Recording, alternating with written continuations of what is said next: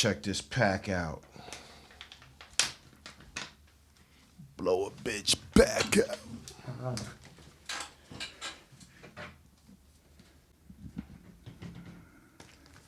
Yay, we're back. We're gonna cut all that out, so that's not even gonna be in there. Send me those clips though. All right, maybe, yeah. B-roll. Seriously, this is very fun, man. This is so yeah. Effectively, Yes. To answer a couple of your questions, Yes. from before, I live here in New York as opposed to LA because in LA is great for comedy. It's fantastic, tons of awesome comedians. However, there's a weird thing that happens in LA that does not happen in New York City, which is that in LA everything revolves around the Comedy Store.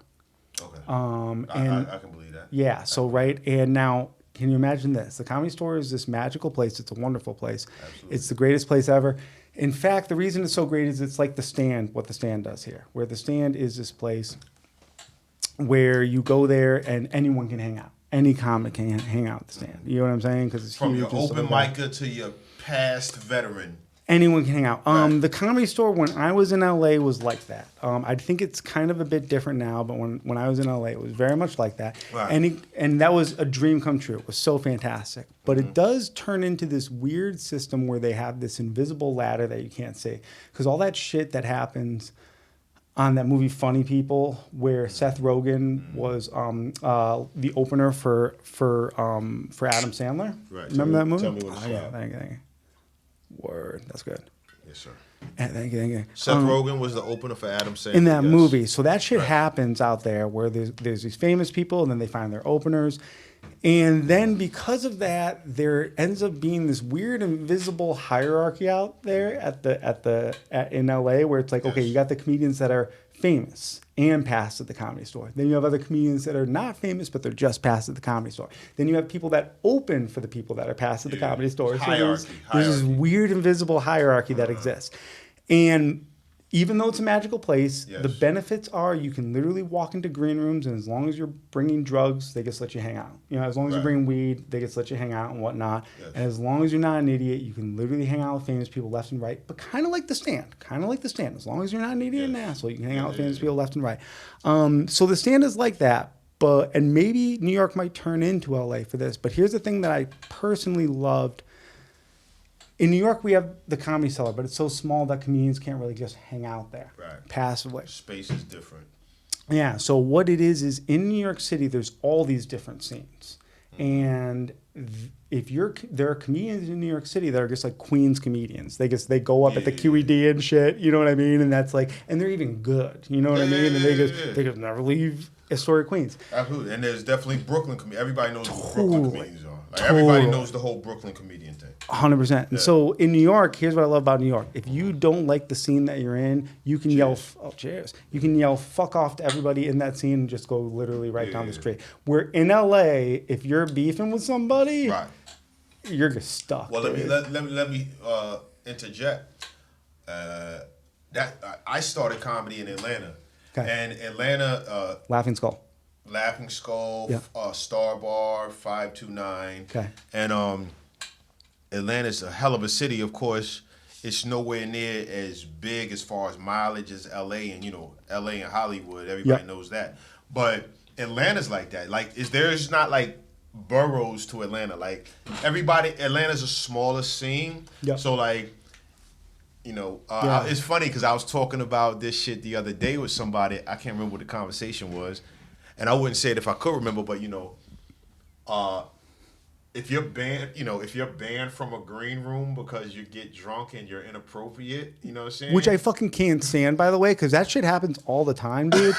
Dude, I know a comedian. Are you banned from a green room? I know a female comedian that is, and I'm not going to name names, but I know a female comedian that is currently not allowed to go up at a club here in New York City because, and this is where I think is so wrong.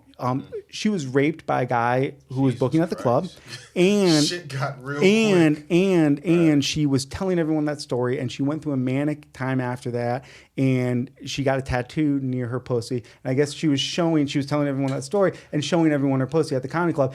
And here's the thing, terrible thing that happened to her, terrible thing that she was raped, horrible thing. But here's the thing is, if you can't tell your rape story and show your pussy at a comedy club, where can you do that? And they stopped booking her, and I'm like, what? I'm like, that is. So she got banned because she was revealing her truth or her experience. Dude, that's there's a different. war. There, in the 1970s, man, the comedy clubs were the one place in the 70s and 80s where you could go and be a complete asshole. Yeah. And now everyone is expecting some sort of demeanor, some sort of proper demeanor out of comedians, some sort of etiquette, which is wild to me, man, because comedians in my mind are people who just etched out an insane asylum, man. Like maybe it's because of trauma, maybe it's because you're just born that way, but for whatever reason, man, you just etched out an insane asylum. So to hold those people, let me say this, and I didn't interrupt you. I apologize. Go ahead. Yeah, you're right, but comedians, everybody just etched out of an insane asylum. Comedians are just ones who are willing to talk about it. Fair enough. You know what I'm saying? Because everybody on the street that's like living a normal life that hasn't committed some heinous crime because they've broken down because of they're just as desperate as everybody else. But comedians are just ones who are like, I need to talk about this in front of people. Yeah. You know, I need the validation of my story. So absolutely. Absolutely. Comedians are the ones that aren't going to take it lying down, basically. And all artists. Yes, sir. Yes, sir. I'm nervous about mics in my face because they're so phallic. Like I wish microphones were more yonic. I think the word is yonic. Like I wish microphones look like seashells because they're not just being a microphone like. Dude, I think they do make microphones that don't look like pussies, but that are more like. That's so funny, dude. There's a psychology to that because you can literally go down to B&H and buy any microphone you want. So holy shit, that's so funny, dude. You can buy literally the phallic looking microphones, or you can buy. I did not know that. The the boxier ones. Yeah, like the old school, like. Yeah, they look like a box. You know what I mean? They literally. I need when he's just like black guys and homophobia, we're like nah. Yeah, that's funny, dude. That's funny, man. So yeah, those Shure mics, those boxier I want to say something real quick. Let's get back to this. Yep. We'll come back to the mics. But what I want to say, what I want to say about LA, and because I'm not familiar with the comedy scene in LA, but I started comedy in Atlanta. The comedians are great, by the way. I know a lot of LA comedians, but I started comedy in Atlanta. The psychology of it was difficult for me. Well, let me say this: I started comedy in Atlanta, as like everybody knows, because I tell it whenever I can tell it. Yeah. And I left Atlanta for a plethora of reasons. A lot of them was family related, but I was a teeny bit dissatisfied with how I felt I was progressing in the scene. Okay. But what I've learned since then, and in traveling to a lot of different comedy scenes, is every comedy scene is the fucking same.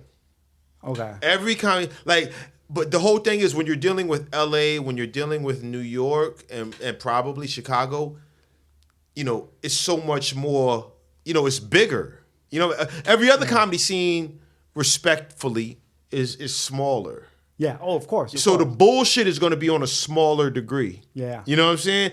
So I tell people if you think nepotism is bad in your little hometown scene, if you think favoritism is bad in your little hometown scene, wait till you move to New York. Well, no. Wait till you move to LA. Monty, the reason I moved to New York, though, is if you piss someone off here, you can literally just go down the street. You can, though. You know what I mean? And in those small time scenes, you can't go anywhere. You can't go anywhere. You know what I mean? Absolutely. But I will say, man, for instance, when I came here to the East Coast, I started in Jersey before New York. And Jersey is great because it's that small town scene, but it gives you access to New York. And dude, I fucking love New Jersey. Philly was also awesome too. Philly is a great scene too. But here's the thing though, is when I was in Philly, that was when people like Shane Gillis were still coming up. And so it was this scene where if you were this this social justice warrior. Did I give you the lighter? Oh yeah, you did. Okay. It was a scene where if you were the social justice warrior, they would just kick you out, right? But what was happening when I was there in Philly, as Shane Gillis and Brian Six and all of them were coming up, and they were defining that scene of like, do whatever the fuck you want, you know what I mean? Just be funny, and that's all that matters. Yes. There was another scene at this place called some theater. There was like this alt scene. There was the Brooklyn scene. I hate to say the Brooklyn scene, but you know, and I hate to say it because there was an alt scene that was going the Good Theater. That's what the name of the theater was. I know Good. Yeah, okay. It's right down the block from one of my favorite galleries in Philadelphia, Vox Populi. So you got to picture in Chinatown in Philly. Absolutely. You got to picture the scene. So Filbert Street and shit like that. So Helium is booking people out of the Comedy Store and the Comedy Cellar. Okay, and indie comics. Helium doesn't want to know all comics. They want Shane Gillis's. They want Brian Six. They don't want all comics. Okay, so Good Theater gets born to fill that vacuum, to fill that void. Now that being said, I don't know if over time that has taken over. And sometimes these alt scenes take over, and the reason they take over is the clubs that people are fighting for have such limited spots where the alt scenes are just kind of like fucking cranking out material. And not just that, but like people Motown come and in go. the 60s or some shit. Yeah, people come and go. You can get hot, you can leave, blah, blah. There's no club that's going to protect you with this past status. Right, you know what I mean? Well, and a lot of times... it isn't bad, you know what I mean? No, it's good. A lot of times, like those alt scenes is like, you know, they give birth to those supernovas. Yeah, you know those Dimitri Martins and shit like that. Those Kurt Cobains, those Jimi Hendrixes that are just like comets that come out the fucking sky and land and kill all the dinosaurs. Sacha Baron Cohen, wherever he's training, be it improv, even if it is some sort of stand-up comedy scene that he's training in, it's never going to be a club. Sacha Baron Cohen is going to come up through some weird type of comedy scene. You know, piss yellow bullshit. Yeah. It's just wherever an audience exists. Yeah, you know absolutely. I mean? And 100%, there are so many club comics that I can't stand too, man, because they can't see past a club. You know what I mean? Right. Like their white whale is Kill Tony, and I'm like, that's fucking stupid. If Kill Tony is your white whale, good God help you, dude. If that's the thing that you have to get, I mean, we got to deal with the duality of man. Don't get me wrong. We got to deal with the duality. Some people like Hans Kim won the lottery. A very close friend and confidant and loved person. I would kiss this man on his forehead if he was here right now. He was like, Mahdiy, you need to take your pilgrimage to Mecca and do Kill Tony. Like if you would. So what I'm saying is, don't make it your war. Some comics your white whale. Oh yeah. Some comics make it their white whale. It is that thing that lives inside their fucking head, rent free, dude. And I'm not gonna name names, but we know them. They post on fucking Facebook and stuff. They literally wait till their name comes out of the bucket just to see if King Tony loves them. That's fucking crazy, dude. Even Tony Hinchcliffe would be like, "Yo, man, just go start your own fucking." Well, shit. I don't believe in. I don't believe in worship of any deity, right? Yeah, including Buddha, Allah, God, or whoever. You know what I'm saying? You don't believe in any worship of any. I don't believe. The only thing I worship is me. Fair enough. Yeah, really, for real. Yeah. So I don't. And that might be my fault. Okay. You know what I'm saying? That might be my fault, but I don't believe in like looking at anybody as your white whale or your albatross. Oh yeah. I don't either. But at the same time, 100, dude. Those people that do that and succeed, I want to know the secret to their sauce. True, because you can pick little things out of it. Nothing's totally useless. You know what I mean in that way, right? You know what I mean? You see anybody's circumstance. Actually, going off of that, man, a big part of what we're doing here. So I used to do all these gimmicky shows, right? I was trying to get anything to fucking stick. I'm at the Stand, and Ian Finnans is there. You know Ian, right? I do not know him personally, but I know who you're talking about. So he's outside, and there's a group of us, and we're all chatting. And I'm asking him, because he's successful and he's making money, independent of even people that he's working with. He's just making money. He has fans. Yes. And I was like, okay. And he tells me. That's very important. Very important. No. Don't forget that thought. Where you at? Fans are very important. And it's like, I want to say this because I brought this up to some friends of mine the other day. No matter how insignificant you feel you are, you want to tell yourself you are or whatever, if you have fans, if you have people that actively like support you, people that watch your story every day, you know what I'm saying? People that like kind of like give you the little hearts when you do a show. It's so important, and even more important than it being important, it's so empowering. Yeah. It's like fucking Popeye spinach, bro. Well, that's kind of you're kind of hitting the nail on the head, right? Because I was sitting there and Ian was like, "Yeah." Ian's like, "Man." He's like, he was breaking down just how it's working for him, and he's like, my Patreon is what is where I make my money. He's like, that's really my bread and butter. Yes. And he goes, and he goes, really what I can't live without is my Instagram. He's like, if I lost other social media, like if I had a TikTok and that goes down, I wouldn't be that freaked out. He's like, but my Instagram is very important to me. He's just breaking down what's important to him, what's not, right. And he's also breaking down the rules of YouTube because he's like, because it's getting hard. This is where the whole conversation is coming from. He's like, it's getting harder and harder to monetize on YouTube, and I go, what do you mean? He goes, apparently in YouTube, you can't swear within the first 10 minutes, otherwise they demonetize your entire video. Yeah, I heard about that. Fuck that shit, right? No. I heard about that. That's fucking insane, right? And so you sit there and you just look at things like that and you just go, hey, man. Yeah, I didn't know you was putting sugar in the shit. The sugar. I'm learning. One little thing of sugar in. But anyway, they demonetize. They demonetize it. If you're smoking weed like this, they demonetize it, right? I've heard that. Yeah. So now, follow me on this. I'm listening to him, and then all of a sudden he blurts out something. He goes, "I'm just about to put everything onto Patreon and put a $1 paywall." Second he said that, I put that in the back of my head, and I'm like, "That's what I'm going to do." That's a fucking genius move, and I'll tell you why it's a genius move. Tell me. HBO doesn't have ads back in the day. Back in the day. Remember HBO back in the day? Of course. Okay. So HBO didn't have ads. Everything else had ads, right? Now, YouTube is doing all this shit. Why is YouTube doing all this shit? YouTube has to sell ads. YouTube has to sell ads, and they have to operate in countries like China, Saudi Arabia, countries with a lot of stringent controls. Shit. A lot of Venezuela, a lot of Russia, a lot of regulatory shit. Yes. You know what I mean? Probably not in Russia right now. God bless the U.S. fucking A. So born and raised, bro. So now follow this, right? Yes. It kind of does make sense. And the reason I say that is because NBC and everybody was in the same game, right? If you're NBC, you're like back in the day. Back in the day, NBC and everyone was like, okay, let's make sure. Proud American. Let's make sure and behave. Yeah, NBC, ABC. Let's make sure and behave on this network to sell to advertisers and not piss anybody off. Let's make sure and discipline all the performers, okay?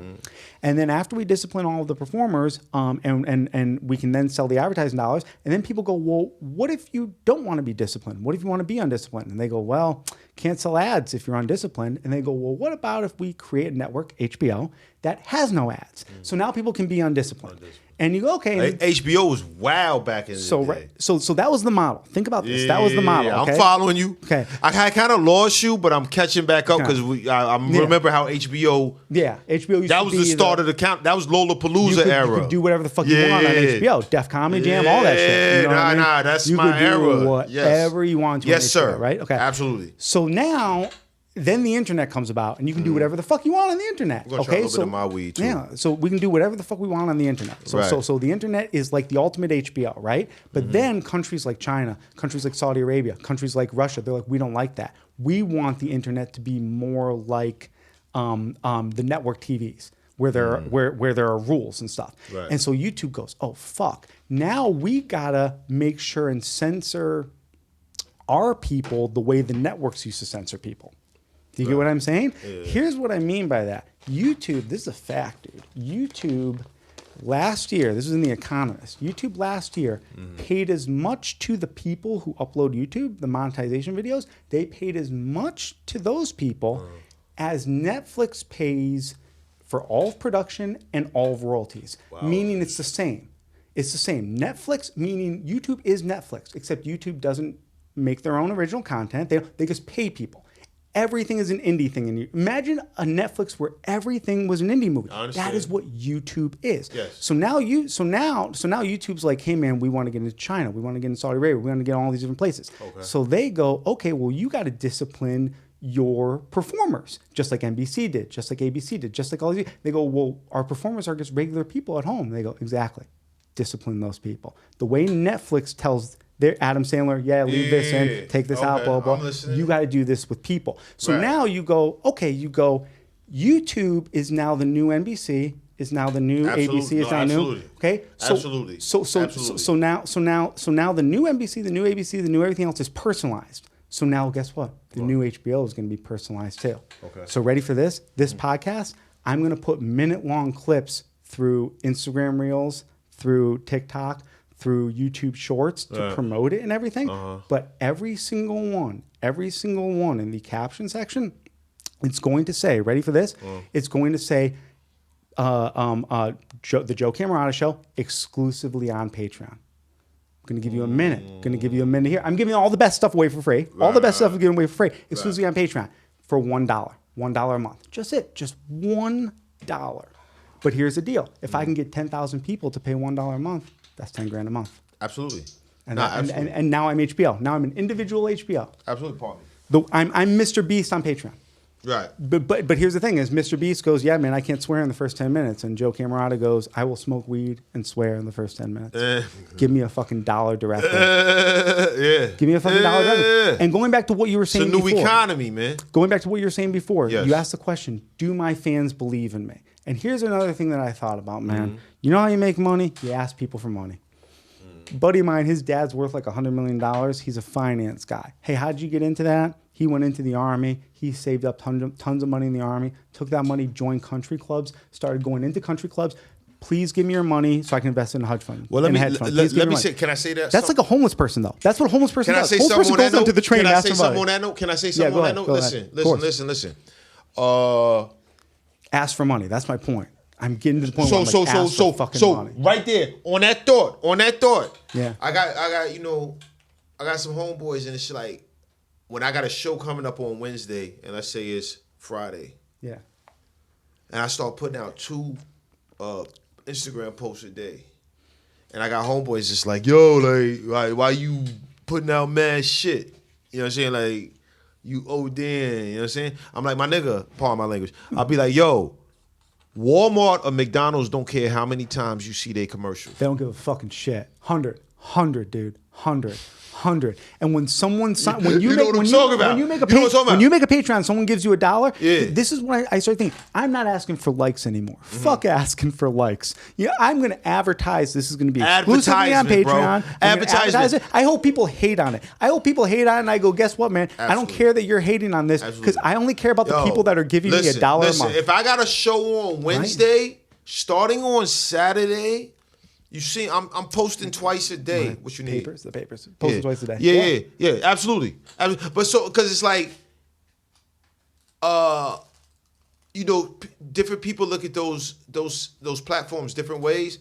Me personally, I look at all it's for nothing else other than for you to advertise yourself. Dude, people don't realize as a comedian how low the bar is for the tipping point. If you are booked on a show and you get 1 or 2 people to come out to that show and then you kill, that booker will be like, are you busy next week? Absolutely. Honest, dude, absolutely. 1 or 2 people to come out and see you and then you kill. It's been my business model thus far. It's been like, yo, man. my business model thus far. I only need that because that booker is thinking, I only need 12 people for this bar to keep me here. And this guy brought 2 out of 12. He's back next week. Okay, listen. Roll that joint. And I'm going to tell you a story real quick. Tell me the story. And we was talking about this guy earlier, and I talk about this guy whenever I get an opportunity on camera. The first comedian to ever take me out on the road was this piece of shit named Mag Jackson. And I'm going to make sure he hears this because me and Mag are super cool. Yeah. You know what I'm saying? But it's like, so I was a comic in Atlanta, just started. And he, Mag was like, "Yo, you mad funny and shit like that." You are mad funny, by the way. Thank you, sir. Yeah, you really are. Thank you, sir. Really are. So it's like very smart, very funny. The stuff that you make on Instagram, dude, is fucking like literally. It's like go check out Maddie's short films that he makes, the short sketches that he makes. Right, dude, it's fucking good. Thank you. Nah, I mean it's like it's expression, but so like he takes me down to Florida, me and this other guy, and it's like. I remember we get down to Florida, and I had, I was a young, I was new in comedy, so I was excited about it. So I was advertising a lot on social media platforms. Yeah. We get down there. It's just, I'm living in Atlanta. It's this little bar in this little sleepy Florida town. Right, yeah. Palm trees. We go in there. It's like, it's me and 2 other black guys. It's 3 black comics from Atlanta going to this sleepy little bar in Florida. And there's like... Dude, it sounds like a fucking dream, dude. That's awesome. Fucking palm trees down the street. Yeah. It's like... 72 degrees. I can't even like breathe in the air. It's like 7 o'clock at night. It's like the sunset is like magenta. It's humid, it's heavy air. You know what I'm saying? Yeah. It's beautiful. Yeah. It's like wonderful. And like, so we walk in there and it's this sleepy little bar. There's like 10 people in there. It's like 10 locals. It's like white dudes and their girlfriends and boat shoes and their shirts. And it's obvious that they're just the regulars. You know what I'm saying? They are just the regulars. They're not there for a comedy show. Yeah. You know what I'm saying? And you're about to ambush them. You know what I mean? Yeah. And we go in there and we do the comedy show. It's 3 guys. It's Tommy, me, and Mag. Tommy goes first, I believe. I go second, and Mag goes third. We all do like 20 minutes. It's like, you know what I mean? Because it's just awesome. like, we're all in a bar. Yeah. You know what I'm saying? And had the crowd dying. Yeah. Okay? And at the end of the night, just because I'm the loudest, I'm always the loudest, most talkative, most like friendly guy. The bartender, he thought I was the guy because the promoter wasn't there. So the bartender gave us the money. You know what I'm saying? So the bartender just goes up to me like, hey, man, you guys did great. He gives me a paper bag. And I look in the paper bag and there's like probably like, you know, 2,000. You know what I'm saying? Whatever it is. Right. You know, because Mag was a piece of shit because everybody loves Mag. Everybody knows Mag. But Mag, you know, he gets money for shows and he don't pay motherfuckers. That's you know wild, dude. But I love him. I'll fight somebody over him, so don't get it fucked up. Yeah. But it's like, at that point, I realized that Mag told me that night, and that's why I say he's my mentor. He was like, yo, bro, when you do comedy, if you go somewhere and if you're funny and if you're engaging with the audience, you can make a room of 30 people or 15 people feel like it's a room of 1,500 people. You know what I'm saying? So my whole shit is like you say, like people don't know how low the bar is. You know what I'm saying? Like these clubs just want you to... They want people to feel like, hey man, I had a fucking great time. I'm coming back. I had a good enough time to get pussy. You know what I'm saying? Dude, because you gotta understand, dudes are coming out to clubs with some chick that they met on Tinder because she's like, I love comedy. And he's like, I love comedy. These bars have budgets. Yeah. You know what I'm saying? I mean, like, these bars have budgets where it's like, I have 1,200. And that's why when you go to like shit and like you got the guy singing acoustic, like we used to say, the guy like that's there for like 3 hours singing Maroon 5 songs on an acoustic guitar, he's leaving there with 5. He doesn't do that for free. Yeah, 100, You know 100, dude. And so that was my whole thing, man, where between you and me, like, I don't want to name names, but there was a comedian tonight that asked me to go to the Producers Club and do a show tonight. And I was like, nah, man. Tonight, like tonight? Yeah, tonight. I was like, I want to do a podcast with Mahdiy. Right. I was like, you know what I mean? Because I've just learned, man, certain things are going to get me more head than other things, man. It's so weird to say that, dude, but doing a mic at Comedians on the Loose will do more good for you than doing a show at the Producers Club. Certain places like that. Certain places are just... Where's Comedians on the Loose? I've seen that on... It's right here in the Lower East Side. But like, what club, though?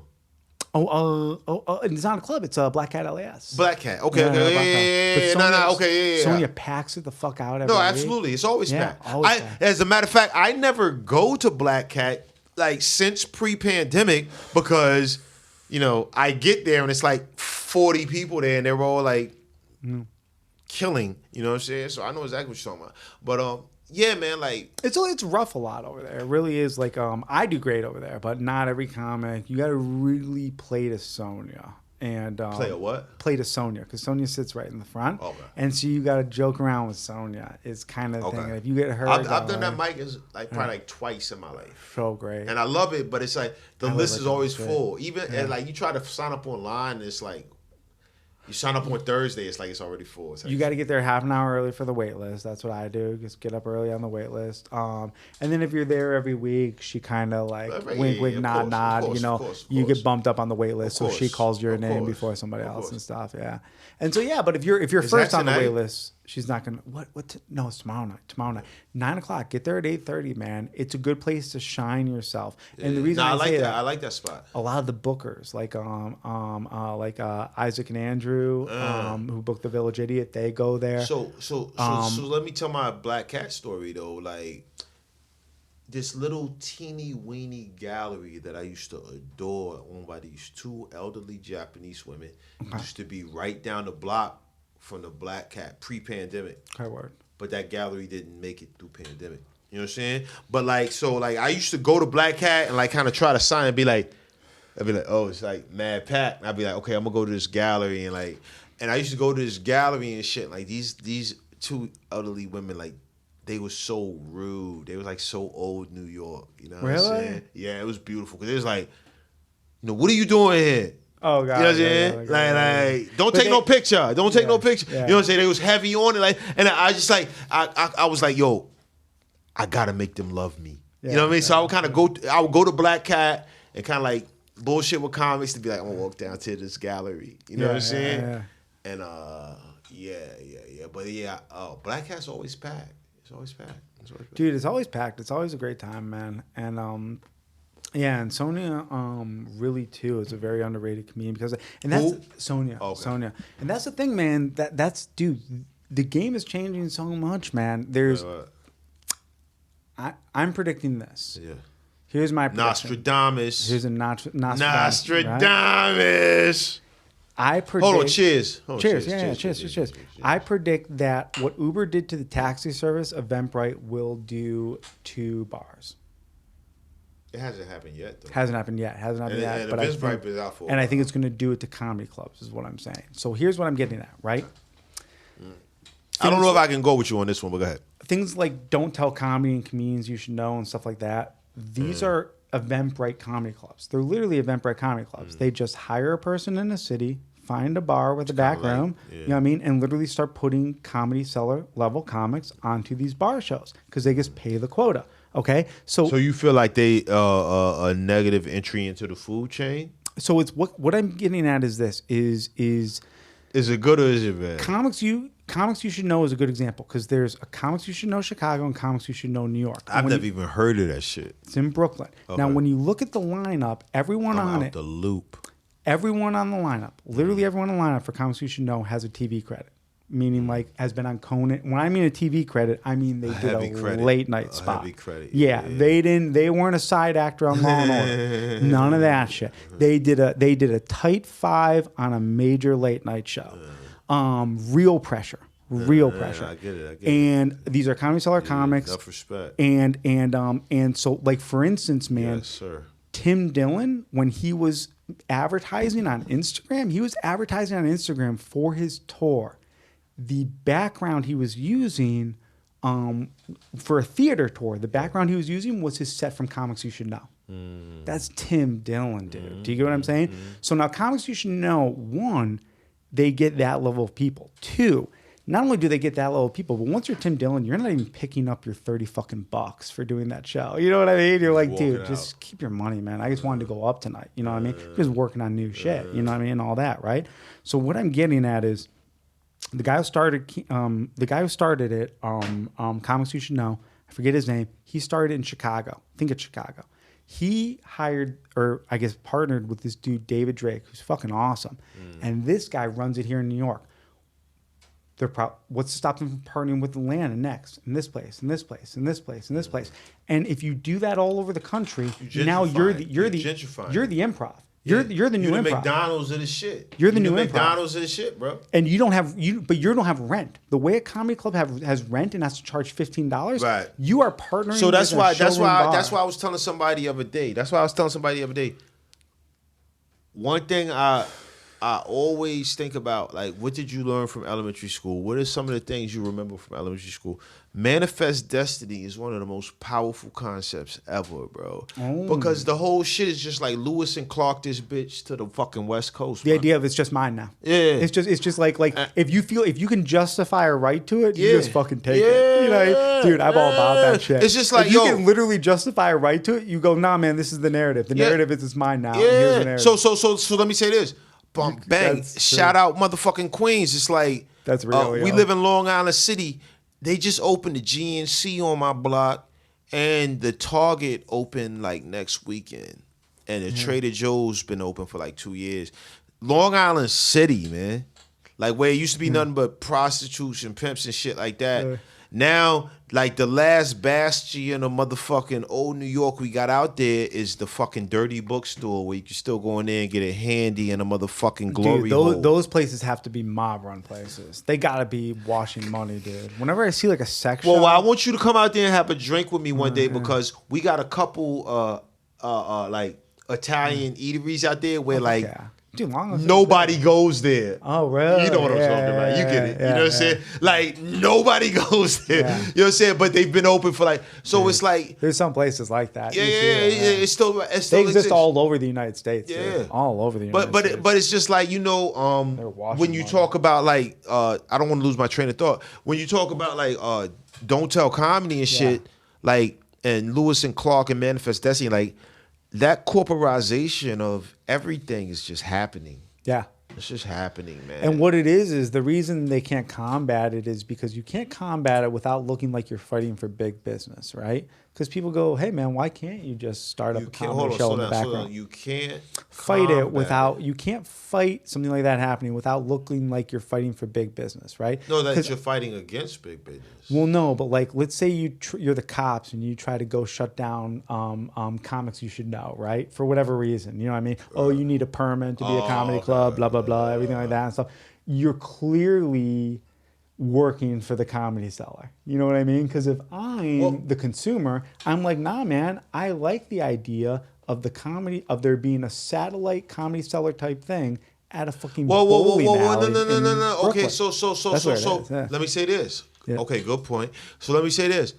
It's like with shit like that, it's just like that's the idea of saying like, yo, okay, so let's say gentrification. So you say comedy selling and shit like Don't Tell Comedy. Don't Tell Comedy is it's kind of like the opposite. It's not. You can't really compare it to gentrification. It's simple economics. What it is just money moves, and it moves. The word is deregulation. What's happening is. Okay, so hold on. So it's just like legalization of marijuana. Yeah, like we got all these dispensaries out here right now. Let me speak to the people. It's I'm breaking the fourth wall. It's exactly like that. But now, I used to be able to get a bag of weed for $15 that was heavy. Now I go to the fucking dispensary. I got to pay $30 for a joint. Get the fuck out of here, dude. And that legalization is some bullshit. Now weed is like a fucking expensive couch. So picture this. I used to be able to, and exactly. I don't mean. Exactly I used to be able to go walk down to Lansing Street and get a $10 bag of fluffy buds to last me a whole Friday night and Saturday morning. Now for $20, now I go to the dispensary. They say I can get a pre-roll of fucking bullshit. And I know it's tobacco in there. I know it's CBD in there. I'm not fucking stupid for $30. Yeah. It's a scam. Yeah. It's a scam. So what? Brick and mortar. Fuck Don't Tell. Give me brick and mortar. Give me the seller. No. Don't Tell is the cheaper option. Don't Tell is the street one. That's what you want. It's the street one. You want the dispensary that charges $30. That's the comedy seller. Because what it is you got to understand what I'm getting at, right? If I'm Sesh Comedy or whatever. Yes. Sesh is a good example. Okay. Any BYOB type comedy, because that's the ultimate example of what we're talking about, is a BYOB Eventbrite thing. How can you tell people that's bad? People are going to go, what? Person's organizing an event, and it's a BYOB thing in a private space. That should be legal. It should be. And so you can't fight it. Right. But you got to understand where that's such a problem for the comedy seller. Now, if you're the comedy seller, that's the same thing as the dispensary. Because what it is I know you've probably gone to these. Back in the day, I always used to go to those warehouse dispensaries in Brooklyn. You know what I'm talking about? Just be like a straight up party, right? And you go in there and you'd fucking Bushwick shit. Yeah, all the dispensaries are out on tables. They all have logos, dude. They have nice setups. You know what I mean? And you go around, you get everybody's business card, then you start working one against the other. And next thing you know, you're buying $80 O's. You know what I mean, right? Okay, because it puts $80 ounces. Bring that shit back. Yeah. That's like $800 apartments. I get $80 ounces. I do. I go out of a guy. My guy. Out of a guy in Brooklyn, but that's what you got to do, man. You got to go out to Brooklyn. You know what I mean? Like that's like the whole thing. Oh yeah, no, do you? But like you said, it's only in the illegal market. You're not going to get that in the legal market whatsoever. It's only in the illegal market that you're going to get the $80, right? And so what I mean is the only way you're going to see Comedy Cellar comics at a cheap price is at these BYOB shows. The dispensary is the higher up one. Now the question is eventually what's going to happen is the government's going to come and crack down. Well, the government will always. Eventually, here's what's going to happen. Sadly, the CIA is going to put out bad weed out there that's going to kill some people. And so but that's the CIA that's going to do it. And they're going to use that justification to crack down on the illegal dealers, right? Roll some of your weed. Yeah, do you? And they're going to force everyone into the dispensaries by doing that, right? They're going to start cracking down because there's going to be straight up like fentanyl inside weed for some fucking weird reason. So somebody told me that shit happened. I was like, nah, that's cap, right? Yeah. But if they can find a way, they're going to do it basically because that's going to be the justification of claim down. Yeah, hold on. Let me. I can roll it. I can roll it up right here. Yeah. Somebody told me fentanyl happened the other day in weed. Well, I mean, I don't think fentanyl won't happen, but they're going to put some weird stuff. So how you excited about it's daylight savings time on Sunday? You ready? Oh yeah, dude. Daylight saving time and what's up? Well, there's that, which I think I never got that shit. I think they should just get rid of the daylight savings time. I disagree. You disagree? You like it? Well, they say that like Go ahead. They say that they say like if you get rid of like they say if you get rid of daylight savings time, a lot of places are gonna be fucked up. I remember I used to be in Rhode Island a lot. Okay. All right. Like, and I would call people in New York, like at 4:00 in Rhode Island, it gets dark. Yeah. Oh, because they don't have daylight savings time. No, because they're just like so high up. Got it. So they're saying if you get rid of daylight savings time, like Rhode Island is gonna get dark at like 11 in the afternoon. Oh, got it. You understand what I'm saying? See? Yeah. So it's like I get it, and they say like that's why like Norwegian death metal, like that's why Norway. That's why people commit suicide in Norway and shit like that. It's just dark for a long period of the year. You know what I'm saying? We're going to be like certain parts of America is going to be like Alaska. We probably won't get, because we're kind of like middle, like New York, shit like that. But like weird places like Maine and shit like that. You know what I'm saying? Isn't that so weird how, man, and this doesn't happen to rich people. It just happens to people like us who are in the hustle all the time. But there are days where you're on top of the world, and there are days where you want to put a fucking gun in your mouth. Riding high and sunshine can even make a difference. The difference could be a fucking walk to go see the water. Absolutely. Between killing, isn't that fucking wild? Absolutely. And here's the thing, man. Whenever rich people kill themselves, I'm like, what the fuck? Because usually, man, whenever I'm down like that, it's because like I'm just not enough. And usually it's some shit that could be fixed with money. I'm really not going to lie. Yeah. Well, okay, so let me say this. You're right. You're not wrong. But at the same time, like, every human being has problems. Like, I guess. Yeah. Man. But no, because we're poor. I mean, dude, look at because how I live, poor. Dude. No, I get it. Listen. Because we're poor, I understand. People in a mansion, and I'm like, yo, but like, man. you know, like, yeah. But everybody has. I love how people can't even see the other side of the shit on my bed. Yeah, it's a piece of shit over here. But like, no. So you're right, and you're not wrong. But at the same time, like, yeah, because like me personally, like, I've never committed. Pardon me, I said I never committed suicide. Yeah. I've never considered suicide, bro. I believe that with you, man, dude. I would be a liar if it was. Okay, here's the thing. I never will, man. Mm-hmm. I've read enough. I believe I never will.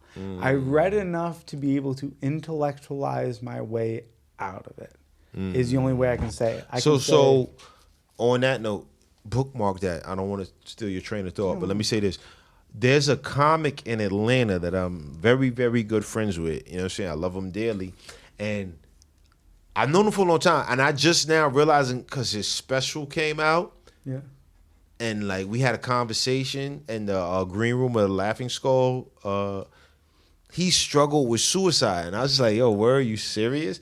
And like, he was like, yo, we had a deep conversation. Like, yo, like I really like thought about like I put the gun in my mouth. And me personally, it's like I can't even imagine.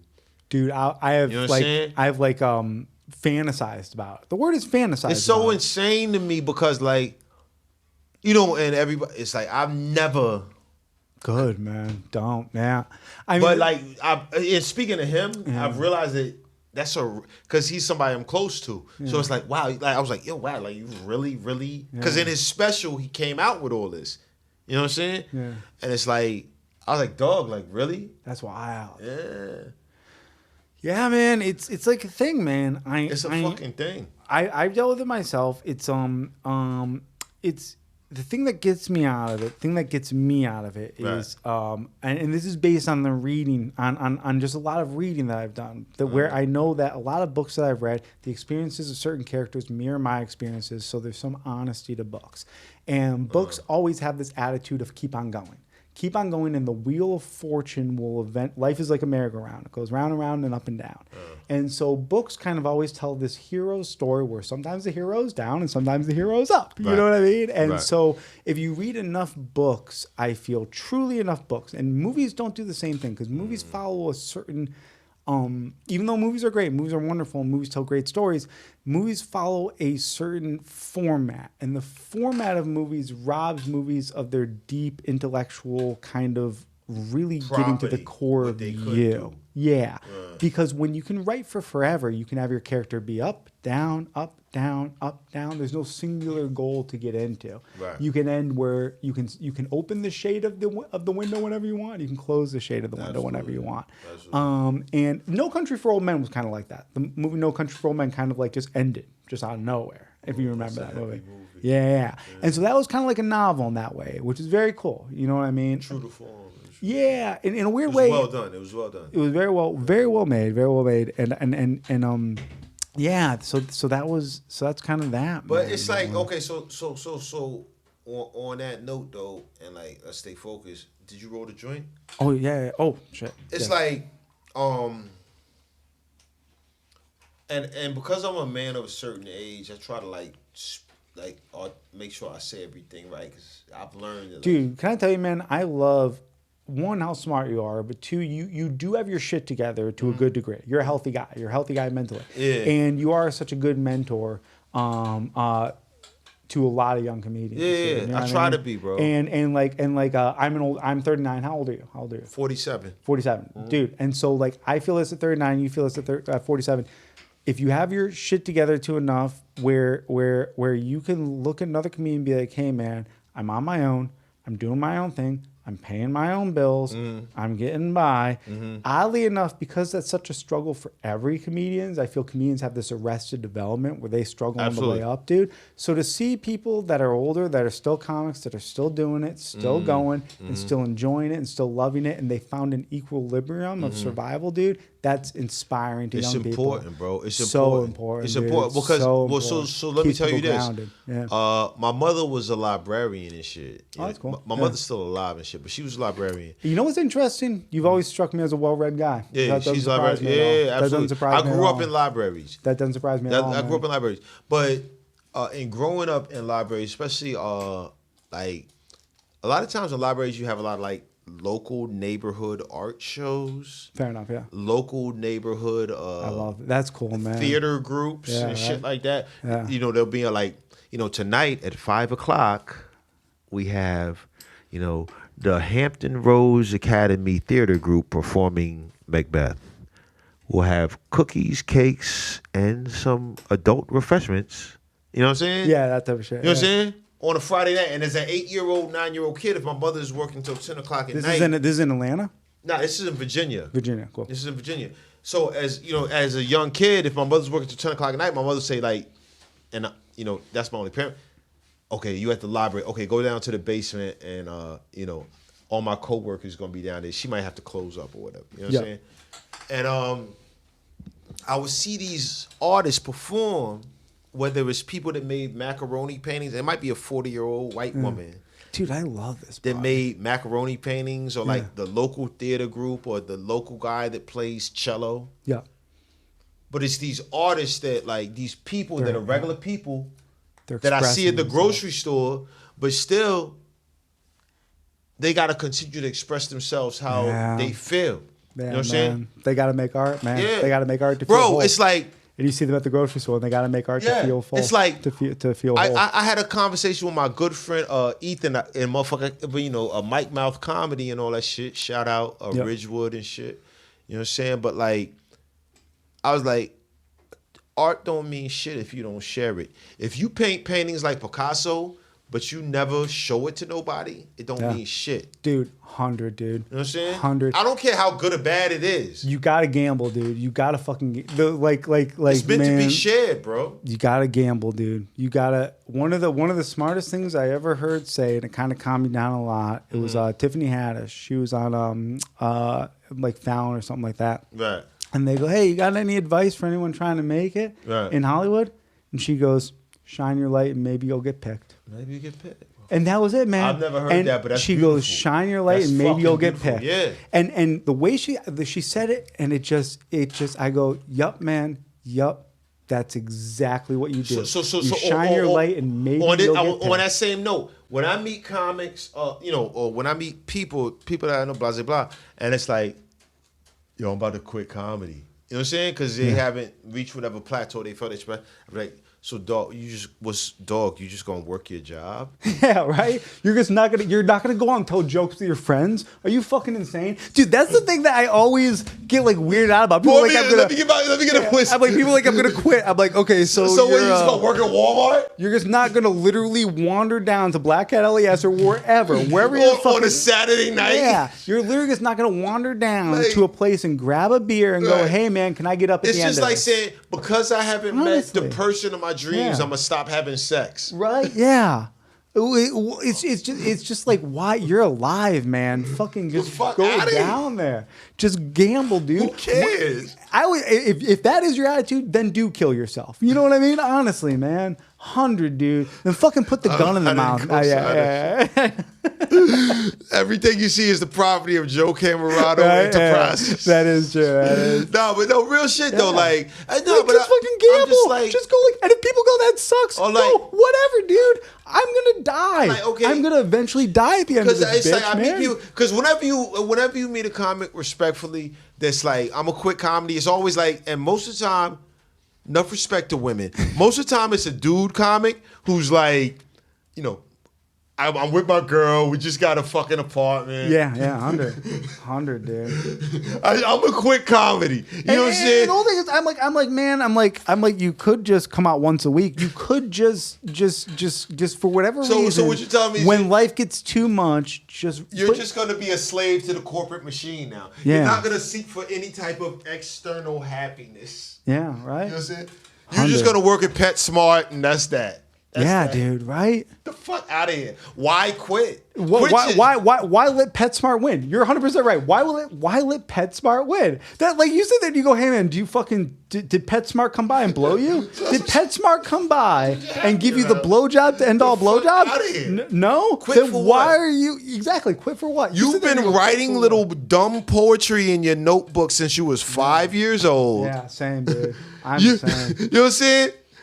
So now that you're 40 years old, you'd be like, you know what? I'm gonna stop doing what I was doing since I was 5, and I'm gonna work at fucking Walmart. Dude, I'm like, the fuck out of here. Don't get me wrong. If you get like offered like $1 million a year or something, that's what I tell people. Yeah. No, that's what I tell people. You go like, "Yo, man, I kind of like steak." No, I tell people that. It's like, yo, if your job is like doing some crazy shit, like you're you know what I'm saying? Yeah, if you're like, "Yo, man, I always want to be a comedian, but I am an astronaut here at NASA." It's like, "Yo, man, I get it, man. You got to make choices." But like, motherfucker, right? And if you're an astronaut, you work at the AMC Theater in Brooklyn. Yeah, why not gamble on a Saturday? Why not gamble on your off day? Why not gamble on your off day? Why not go out and see if something good might happen, man? Waiting for death. Yeah, waiting for death, dude. 100%. Right. Well, this is the Joe Camerota show. Either way, Camerota. Let's see. What did I want to talk about? Let's talk about some topics. Wait, hold on. Dude, I love when good things happen to good people, man. Yeah. That's the bottom line, dude. When people who deserve it, man. Because I see certain people, man, I'm like, that guy worked hard. Yeah. You know what I mean? Like, man, a big inspiration to me in my life. I used to live with Colin Tyrell, and I saw him, man. I saw him just like literally like going to comedy like. Do you know Mike Rowland? Yeah. Shout out Mike Rowland. Congratulations, brothers. Atlanta comedy. What happened to Mike Rowland? He got a show on Fox with motherfucking Joel McHale, motherfucker. No shit, dude. You serious? Yeah. Dude, Animal Instinct or some shit. Congratulations, Mike Rowland. Dude, nice, I'll show it. Maybe we'll get some B-roll. I'll pull it up on the phone later. He's a good guy. Real good guy. Super good guy. Yeah. Dulce Sloan, who is also in Atlanta. You know what's interesting about Mike Rowland is he was in L.A. when I was there. So Mike Rowland been putting in work. He's been putting in the work. Yeah. He's been putting. Yeah, man. It's a lot of Atlanta comedy. Catherine Blanford did her. She did Conan or no Fallon. Pardon me. She did Fallon. Word. Hell yeah. Yeah, man. Now the Oscars are this weekend. Okay. I was thinking about this, man. I haven't seen a movie in a long time. Dude, I don't watch movies either, man. What's I the don't last watch movies movie at I all, saw? dude. Oh no. I saw Barbarian. That was good. The horror movie Barbarian. I like horror movies. Yeah. I wanted to see that Skinamarink. I want to see that movie. Skinamarink where the doors and the windows disappear. Yeah, Skinamarink. Yeah, that movie. Yeah, it's weird that we both said it at the same time. I didn't see it when it was in theaters, and now I kind of, if I don't see something in theaters, dude, I don't like it on TV, man. I'm a theater. That's dude. funny you should say that because I was talking to people the other day. I was like, and I never go to theaters. The movie screen of the future, because storytelling format is going away from landscape, and everybody's watching shit like vertically. That's why I got to go to a movie theater because if I'm at home, I'll just stare at my phone while I'm trying to watch some shit. So I got to go to a movie theater, eat an edible, be a little bit drunk, get a big thing of popcorn, and just be like, dude, and just and sit in a recliner. Yeah, sit in a recliner. Sorry. Sit in a recliner and just fucking do it. You know what I mean? It's not like those nice movie theaters. So Oscars. You said the Oscars was this weekend. Yeah. The Oscars are this weekend. I don't really I remember when Leo won a couple of years ago. He didn't win for Titanic. He won for that movie when he fought a bear. Oh, yeah, I remember that. Remember that shit? Redemption. Yeah, Redemption? he won. I don't remember. He fought a bear. Dude, this is how bad it is, dude. No, I remember. Dude, that guy, man, I relate to, man. Okay, because I've had my heart broken, right? I'm a guy who walks around with a broken heart. So I don't really one thing, man, I don't really try to get laid, but I also don't even give a fuck, right? And here's what I mean by that. If I was a famous dude like Leo, the way he only fucks women that are between 21 and 25, I get that. I get that shit. If I had that type of money, and I was in love, I'm not in love, you know what I mean? But here's what I don't get. He still goes out to bars and tries to find chicks. Dude, if I was in my 50s, I had that type of money, I would just helicopter in the hottest Russian hookers. And I'd just be like, he did that in his 30s though. But okay. So I'd be like, you can leave whenever you want. The helicopter will take you out. I mean, he's still a wolf. I see where you're coming from, but but it's like I wouldn't want to be a wolf though. With all that money, I'd be like, see, you get that. You like that, going out and meeting that, outside. We outside, we outside. Anything can happen. Yeah, just drop me in the fucking water, baby. No shit. Drop me in the fucking water, baby. Drop me in the water. So that's funny, dude. Let me prove I can still dance. Let me prove I can still groove. You want the trouble, dude. I want the trouble. Dude, I've known guys like you. I got a warrant out of state, and I want to see if you pick it up on your motherfucking radar, Mr. Officer. Dude, I remember when I lived in Staten Island. Here we go. I lived in this building, right? Yes. With this older dude, man. Okay, this older guy. Old dude, man. He was in his 70s. Nice. Dude had one leg that he lost because he was in I like where this is going. He was in the Union, right? But it was a nice fake leg that he had because he had all the fucking money in the world. Because he had a Lamborghini leg. He was a plumber in the dude, black dude, tall dude, lanky dude. Yeah. Okay, you could tell he was hot in his day, right? He was a plumber in the New York City. Okay, so he's a plumber, dude. He was saying, he was like, dude, Union bought me this leg, right? He's like, I got the fucking Cadillac. He said the Union bought me this leg, right? Now, anyway, dude, this guy had so much fucking money from all his Union hookups, okay, and he was still He had all these. It's the thrill of the hunt, man. He had all these It's the exes. thrill He of had the all these hunt, bro. exes, It's the dude. thrill of the hunt, man. Dude, and I used to sit Joe. in front on the front stoop with this guy every day, just the talking to thrill him. of the hunt, bro. And like women would come by, his exes, to like get money from him and stuff, right? And then he'd go and he'd hook up with them and shit. You know what I mean? They'd like take him out to lunch, like blow him, get some money, like exes and shit. So listen, you know what I mean? so And he listen, didn't care. They were coming to so him. listen, He wasn't a so- fucking, so- he so- wasn't an abuser. That's what I want to make so clear. let me say this. They were picking No, him no, no. up. Let me say this. So that's like what I was, saying. Like He was going out, dude. He being was that we fucking- Americans, it always comes back to race. It's like that's what I'm saying. Like as a, I didn't want to bring this up earlier, but since you brought up your guy, as a black guy, like we don't never think about killing ourselves, son, because life is. Too We much are fun. determined to, like, and for whatever reason, I don't want to go into all the but like. But he I've had never money. thought That was my about thing. He killing had myself. money. He had money. I get that. But No, but life could always get better. I guess. Life could always get better, bro. It's like, I think like when you born as, I don't want to sound like a fucking gospel shit, but like you born to a certain type of circumstance, whatever. It's like, if I kill myself tomorrow, if I kill myself today, what if this bitch want to suck my dick tomorrow? You know what I'm saying? It's 100, right? You know what I'm saying? Like that's how really we be on it. Like why would I do that when like it's a lot of pussy out here? You know what I'm saying? Like shit could always change in a moment's notice. You know what I'm saying?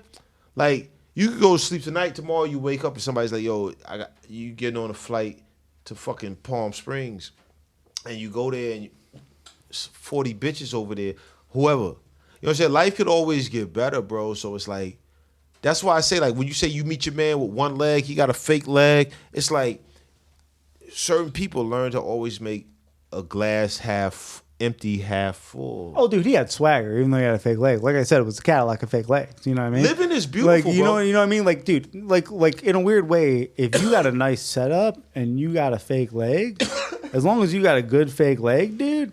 It's like you're kind of cool. There's a certain point where there's a tipping point where you're like, nah, man. I was in the Union, dude. Like this is a fucking. You can make it work like a Cadillac pirate, fake leg. a fucking iPad. Exactly. You can make it like work like an iPad. Yeah, bro. Like he wasn't blind. That's the thing. He wasn't blind or deaf. You know what I mean? That's way worse. Life is good, man. Life is fucking good, man. No matter how Or bad a fake it is. arm is way worse than a fake leg because fake leg you can walk. Nah, I disagree with that because let me tell you this. I did a show in South Carolina about a month ago. Yep. In Columbia, South Carolina with Allie Johns. And there was a guy in the front row. He didn't have an arm. And he had a blazer. Hold on, let me show you. He had a blazer. And his shit was like this. Oh. His shit was like this. He had shit like this, bro. And he had this motherfucking... Oh, got it. Yeah, yeah. He didn't have an arm. Yeah. You know what I'm saying? 100, yeah. And like... He didn't have a fucking arm, and I was talking shit to him, of course, and like you know, what I'm saying I made him feel, so we just have fun. He's a good guy, but it's like life is what you make it, bro. He was the happiest guy I ever met in my life, and he didn't have an arm, and I was calling him the 007 villain, because he had on the dope blazer, but he had the fucking arm pinned up like this. You know what I'm saying? Yeah, and he was dressed sharp, so it's like he learned how to manifest it. You know what I'm saying? Yeah. So it's like, nigga, like, life is what you make it. Well, you got a fake leg. It's all about attitude, dude. Teeny dick. It's all about attitude. It's all about attitude. It is, right? It's all about attitude and finding the folk that are because right for you. and so when you say like, yo, you a comic, like you're a certain age, blah blah blah, like. Life is life, bro. Yeah. Dude, I love your young spirit, man. And I love the fact that you've taken all your education. You're still being creative with it. So many people give up when they get older, dude. Yeah, but you're still being creative, man. And I fucking love that, dude. Whack. Because true artists are. You know what I mean? Dude, Steven Spielberg's still making movies, dude. He's not like, I'm 80. Fuck that. And no, it's like, and on that same note, I tell people, like, you're an artist. Like, you're an artist for your whole life, right? Yeah. 100. Why would you? So if you live 100 years, right. like, bro, 100. you're going to have writer's block. You know what I love about you, man, Monty, is I went to art school. Like I have an MFA. I have a master's in fine arts. And I am so much of a bum that I had to spend all that money in order to get someone to tell me I'm an artist. I love that you didn't need that Wizard of Oz experience. didn't. You're Well, just but like, yo, man, I'm an artist. Absolutely, and you know, And because that's all it takes, man. That's all it takes. All it takes is for you to just go. And that a lot of that comes 100. with. And I gotta give 100. credit to my family because a lot of that comes with growing up in an artistic household. Where I love that shit. Where you want to emulate these people. Yeah. You know what I'm saying? You want to emulate these people, but like That is something beautiful about African American culture, man. The certain cultures, they give art as an option, as a realistic option. Certain cultures don't. Certain cultures, you got to be an engineer or a doctor. I mean, well, I think like Iranian people, dude. If you go, I want to be an artist, they'll just beat the shit out of you. Well, it's just like, you know, parents want the best for their kids. Of course, right? You want an easy road. So it's like, but if you got parents that are. But if you have a parent who, the good thing about certain cultures, man, is certain cultures have just embraced art and they've seen enough people become successful in art that they realize, like, nah, man, like maybe this can be a thing. You know what I mean? Yo, listen, it's not a bad thing. Well, now let me say this as a parent because I'm a parent. I got 4 kids. Oh yeah, that's a perspective. I got 4 Holy kids. shit. So. Good for you, man. Dude, I love this, dude. You fucking live so much, dude. Yeah, well, it's like so it's like, dude, fucking. But I keep on finding more and more amazing things. So listen. So when you are a parent, eventually your children are gonna learn what you are, and they're gonna emulate you, whatever you are, because they're gonna be in that little. Because that's their perspective. Yeah, they're gonna be in a world with you. So some people, their parents are bankers. And shit like that or whatever. But like if your parent is someone that's got a certain type of spirit, you just emulate it. You know what I'm saying? So it's like, it's not necessarily African American shit. Like I was just lucky or unfortunate enough to have a mother that like kind of had a certain type of thinking. You know what I'm saying? And so like I emulated that. But it's like, you know, maybe it would have been better if she would have been a banker. Because I'd have more bread. You know what I'm saying? Oh, no, man. So you don't. Yeah. So it's just like right, you kind of follow the path you given, and it's the path I was given. Yeah, I mean, I guess. I mean, it's like, man, you seem happy, dude. No, I'm very happy. And you have, and so what I mean is like, in that saying, man, no one has a perfect life, but I don't want to knock your experience at all. And I'll tell you, man, it seems like you haven't had certain struggles that I know I've had and I know other people have had. You know what I mean? That's a very humbling thing, dude, to think about that. It is, but it's like, what I want to tell you is we've all had the same struggles. It's just like. Because being a librarian isn't an easy job, man. That's a real job in society. And that's what I mean is like, your mom's not a bum, man. You didn't come from a bummy place. You came from a good place. But what I mean is everyone can do that. That's what I'm saying, right? So you came from, it's not like you're sitting here being like, yeah, man, I'm happy, and my dad is Jordan Belfort. You know what I mean? Right. You're like, yo, man, I'm happy, and my mom is this dignified person in society. You know what I mean? And I'm a bit crazy just because I'm a bit crazy. You know what I mean? And my type of person exists. You know what I mean? But within that, I've really tried to find this equilibrium based on this place that I've come from. Comedians are different in that way, man. I give leeway on craziness for comedians as long as they can really articulate what they see. And you're just one of those people, man. And so, yeah, man, don't knock that, man. I know you're not. You know what I mean? No. I know you're not, but like that's like there's something to be said for that, man. You know what I mean? Because like a librarian is a job. We're a part of a whole, man. And there's been so many times in my life, especially to speak. I'm an avid reader, and I love reading.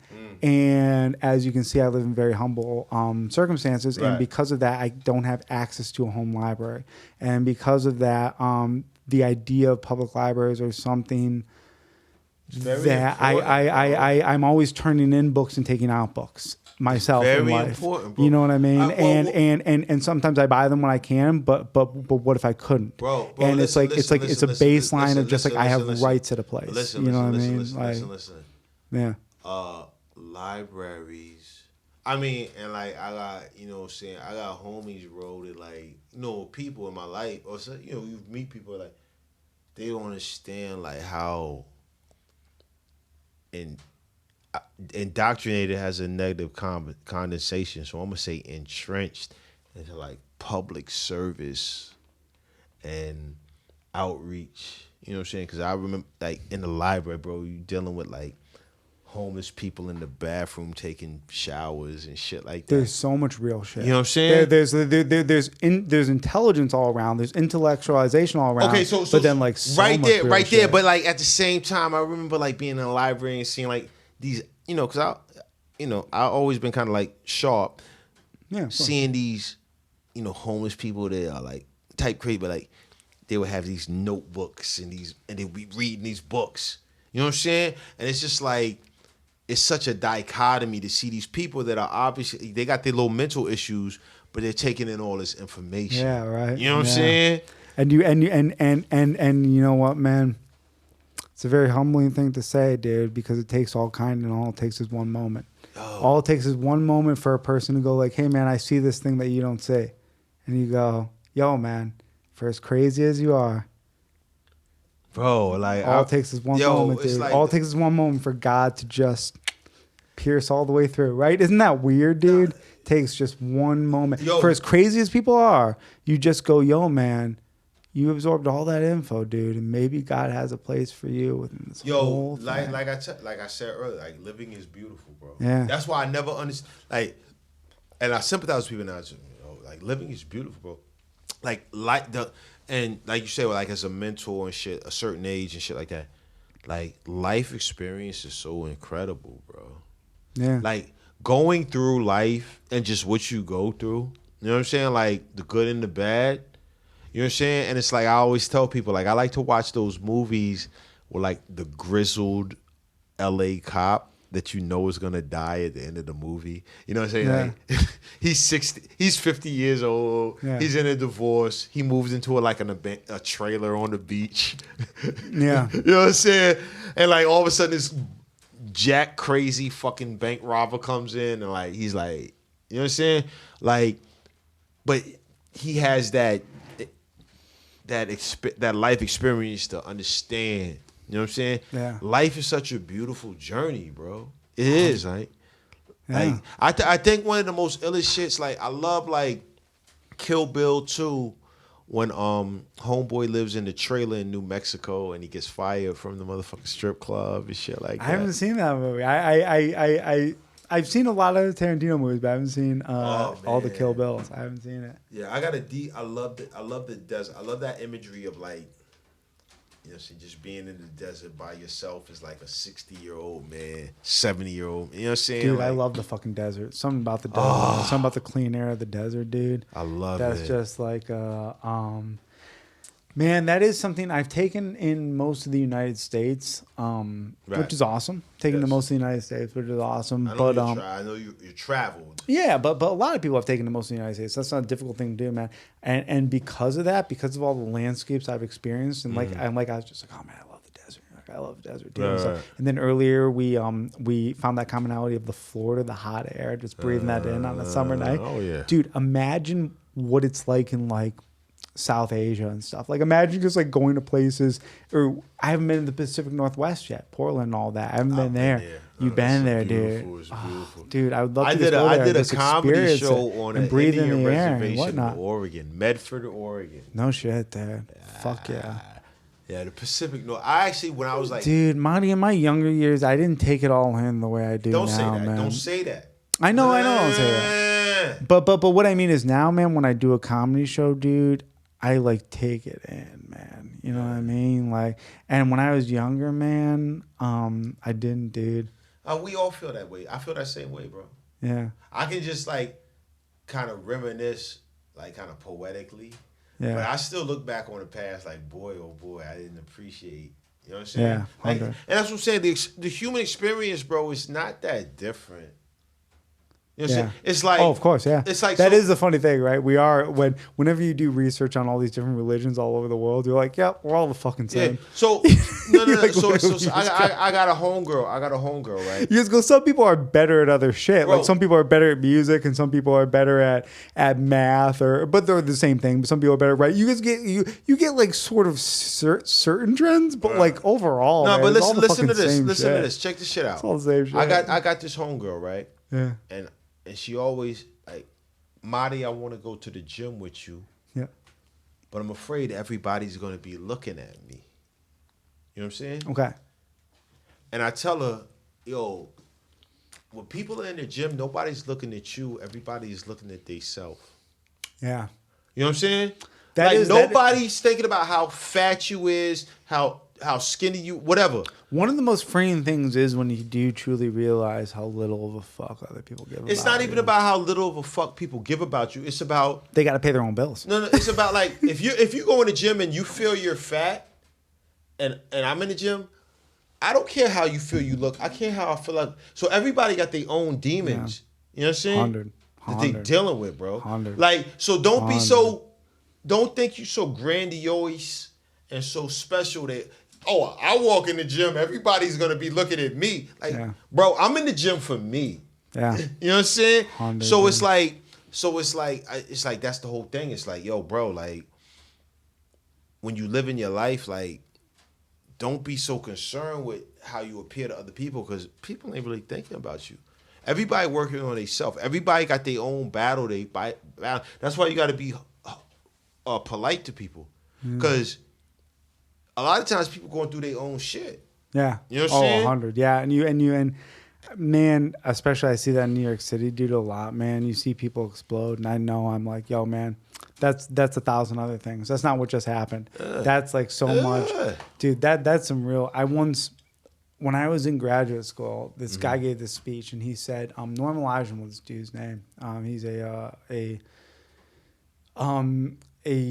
man, well, I don't know what he is now, manager, agent, one of the two out in Hollywood, but he's Norman Elijah.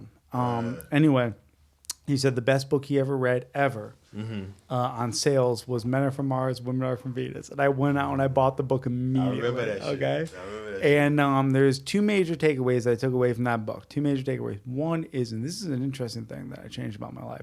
I never say the words can and could. I always say the words will and would instead of can and could. It's a weird thing. If you say will and would instead of can and could, people like you better. They just like the experience better. Okay. It's you're asking a person instead of judging them. Saying can I do it is judging a person. Saying will you do it is asking. Isn't it? It's like a less dick way of saying it. You know? So it's like if you're in a relationship, you know, will you or would you is better than can you or could you. You know what I mean? Just like isn't that softer language? Yeah. But you say those words a lot. That's the whole thing. It's like actually like softening language within a relationship. Just in life, dude. I took that away from it. But also the other thing was that this is something I always remember. When a person is upset, it's 10% you. So you got to fix your 10%. You got to fix yours. 40%. Or 99%, 90% other shit. And I remember reading that and being like, that's true, man. Whenever I'm upset, it's 10% what I'm upset at and 90% other shit. Yo. And I would appreciate if someone just goes, yeah, man, I get it, man. You're upset right now. Something else is going on. I gotta clean up my side of the street. You know what I mean? Yeah, but I'm gonna let you figure your shit out. Yeah. But I also know you're overreacting in the same way. But I'm gonna clean up my side of the street. I'm glad you pointed it out. Not going to take personal offense to the way you're behaving. Going to go clean up my side of the street. Best of luck to you and everything you got going on. You know what I mean? And that is like but I'll do better in my way towards you because hey, 10% is me. 100% right. 10% is me. So, you know, but hey, man, if you didn't have that 90%, you'd probably be shrugging about this 10%. That's the reality, right? No, absolutely, bro. It's like, whenever people is acting funny and shit, like I always remove myself from the from the situation. Right away, dude. Because I'll be like, oh, you know what I'm saying? Let me let this shit calm down, type shit. Yeah, dude. I one thing about me, man. Unless a person, especially in comedy, man, if I ever find people that aren't nice, that are fucking ball busters and shit, like other comedians, too much of an extent, where it's not like nice, there's like a malevolency about it, kind of distance myself. Let me say this shit though. I mean, everybody out here living in this city doing the same shit, man. It's dude, 100%. We here, bro. Man. Like, if a motherfucker, you know what I'm saying, like living where they live, they comfortable with the environment. Oh, and dude, 100. They not, you know, if you walk up in a rabbi or a preacher that's standing on the corner of fucking Delancey and Essex at Friday at 3:00 and they know what's going on. Yeah. You know what I'm saying? Like nobody's stupid. You know what I'm saying? So like, yeah, it's like New York is like that. You're 100% right. There is sort of an equality here of that, where like crazy can happen to anyone at any moment. You know what I mean? Like and it can come out of left field. New York City There's has no the, stereotype to it. New York City whatsoever. has the purest examples of human interaction, bro. 100, dude. Like this is where it's proven that human beings of every ilk can live together and make it happen. Like you are 100% right on that, dude. This is the place that proves that all the it might bullshit not of the be world- pretty, it might smell, you might see some things you don't want to see, but we all here, and most of us get home safe on the train every night.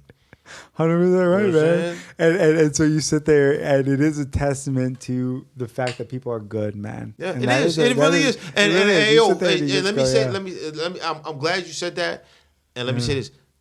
Thank you, Zachary Marlowe, because he crystallized that in some shit. He was here. Who's that? Zachary Marlowe. My homeboy. He's a filmmaker. Okay. Word. And he's somebody I know from Atlanta, but he be in New York all the time. And he had said some shit like, because I think a lot of people was beating him up because he was making certain comments about New York City, because he's a country boy. He likes trees and shit like that. Word. So he was making a lot of comments, and people was taking it negative. I know Zach, so I already knew where his mind was at. Yeah. But he crystallized it. He made this post, was like, yo, people think I have something against New York, but I don't. New York proves to me that human beings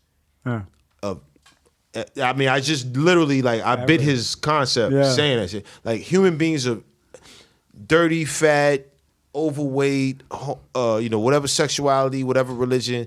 We can live together, and most of us are getting home safe. We're going to hold the train doors for each other. Dude, when you get out deep into Queens, dude, You you hear some of the languages coming out, you're like, everyone fucking lives here. Yeah, dude. everybody. Everyone lives Bro, here, man. everybody. Middle Eastern people, Ukrainian people, Russian people. You guys go I don't into give a fuck Queens, if it's not. dude. I don't give a fuck if it's You not the go into 90s no more. I don't Queens. give a fuck if it's not the 80s no more. Like, New York is still New York, bro, and it's beautiful. It is. Fucking It beautiful, really bro. is, It's man. beautiful. And cheers. Let's have a drink. Cheers. And you are right, man. You just wander throughout these. This shit don't got no liquor in it. I forgot to put this in it. You say you just wander and what? You Yeah, just like you wander was just throughout saying, the- like you're like, I'm like, yo, what you got planned for Friday night? Like, you was like, yo, I just walk around. Dude, seriously, know what man. I'm saying? You can literally. It's you know what it is, man. It's port life. It's the ultimate. It's a village. You know, we literally live in a giant village. Yeah. No, it's port life. It's 100% a village. It's port life. It's literally the water is all around us. The boats are all around us. People are getting off It's the like boats. when you People are watch. getting It's like onto when the you boats. watch the shows. We forget that the about people are the coming and 17th going. century and shit. Yeah, we You know what I forget mean? that people are coming and going. There are ports of entry all over the city. There's tunnels. There's bridges. There's boats.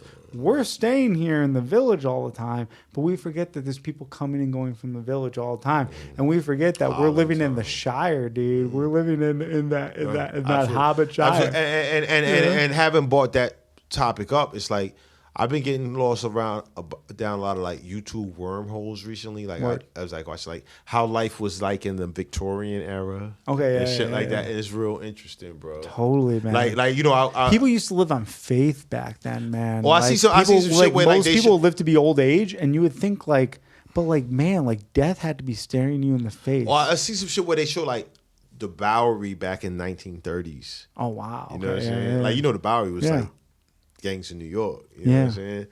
Yeah, It's fucking crazy, dude. Imagine like you need to eat, so you got to go down there and join a bread and gang potatoes. in order to get a job within whatever racket that gang controlled. So now you're like, okay, I'm going to join this gang. insane. Now I work on the M train because this gang controls the M train, and I can't work on the G train because this other gang controls that.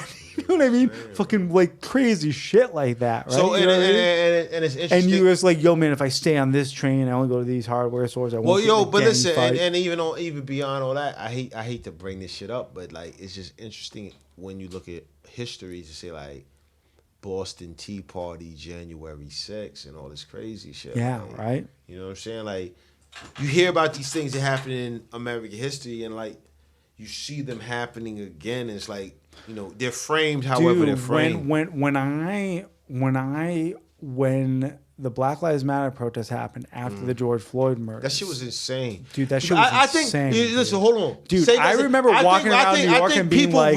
People really need to... And being like, I lived this. We need a constant reminder of how incredible that summer was. Dude, I remember... People try to sweep it under the rug, Dude, bro. I remember sitting there being like, yo, man, when people of the 60s go, no, you don't understand, I'm going to go, no, insane, man. Bro.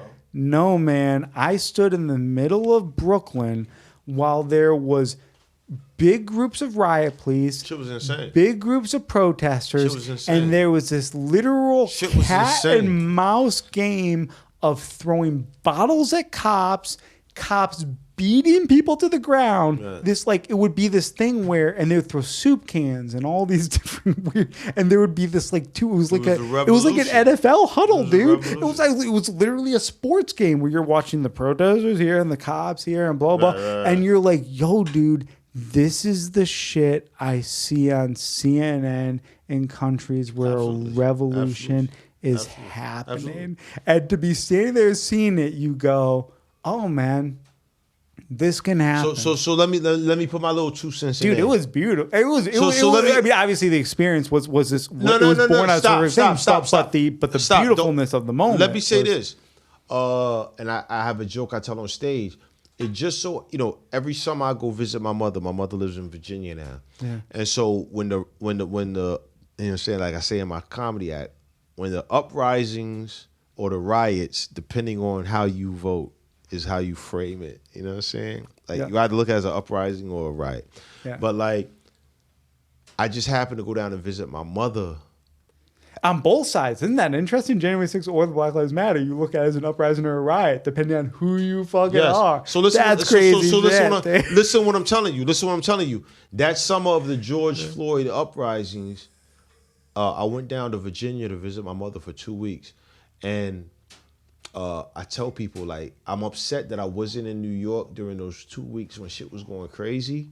But being with my mother as someone that lived through the civil rights. Yeah, right. And watching that shit on the news with her, I saw my mother with an energy I've never seen. Yeah. My mother was like, it's about fucking time. Yeah, you know what I'm saying? 100, dude. You know what I'm saying?